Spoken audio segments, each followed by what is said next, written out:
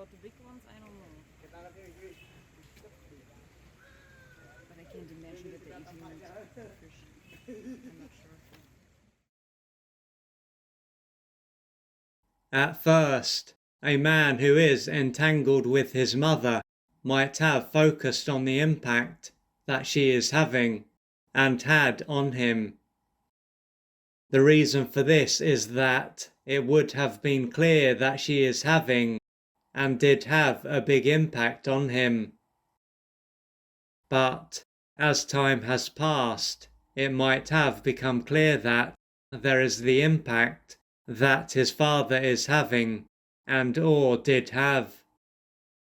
He will then know that how both of his parents behaved during his formative years played a big part in the experiences that he had and is now having. When he first thought about the part that his father played, he might not have been able to accept that he played a part. He might have believed, for instance, that his father was essentially a victim who had no control. As a result of this, his father would have been in the same position as him and wouldn't have been able to do anything about what was going on. He might have felt sorry for his father and even wished that he could have helped him. Nonetheless, by understanding that his father was a man and not a boy, and could have done something about what was going on, he could have ended up feeling let down and betrayed by his father. But as his father was a man and not a boy, and had the ability to do something about what was going on, this is to be expected.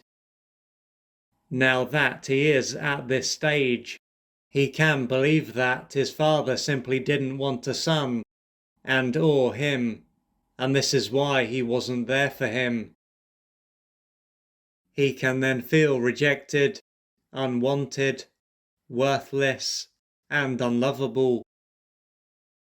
But based on how his father behaved, it is not going to be a surprise for him to come to this conclusion. This won't just be what he has come to believe as an adult, though. It will be what he came to believe as a child. At this stage of his life, due to being egocentric, he would have personalized what took place. The meaning that an underdeveloped child made then will have laid the foundations for what he now believes as an adult. However, the truth is that the meaning that he has as an adult and made as a child has no basis in reality. And if he was able to go back in time and observe the life that his father lived, this might soon stand out. For example, if he was to pay attention to how he behaves around his mother, when he is at work, and around his friends, for instance, he can typically act as though he is an extension of his son's mother, and not express his own needs or stand up for himself. Assuming that this is what he was to see, it will be clear that his father wasn't able to be there for himself, let alone anyone else. It was then not that he just chose to turn his back on his son. It was that he couldn't be there for his son. If, on the other hand, he was able to be there for himself, it would have been possible for him to be there for his son. This would have meant that he acted like an individual and was in his power. There is a chance that his father turned his back on himself before he had even met his son's mother. Therefore, it wouldn't have mattered what his son was like, as he wouldn't have been able to support, protect, and encourage him. If he had had a daughter, for instance, she would have also been deprived of her father's support, protection, and encouragement.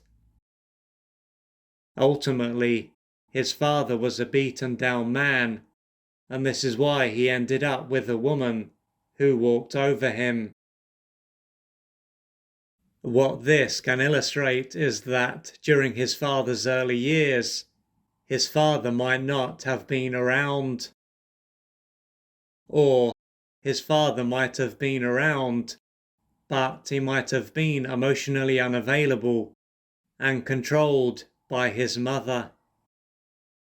Along with this, his mother may have seen him as an extension of herself and used him to meet some of her adult and unmet developmental needs.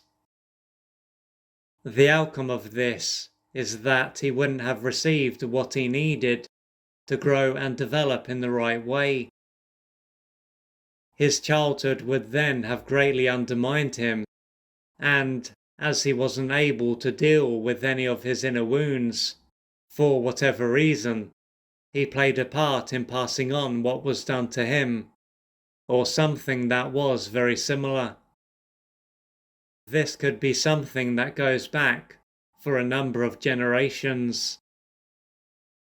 The key point here is that what his father experienced wasn't his fault, and what he experienced as a child wasn't about him either. For him to know this at the core of his being, he will have beliefs to question, pain to face and work through, and unmet developmental needs to experience. If you would like to find out more about the services that I offer, please go to www.oliverjrcooper.co.uk or email me at info@oliverjrcooper.co.uk, and I'm looking forward to assisting you on your journey.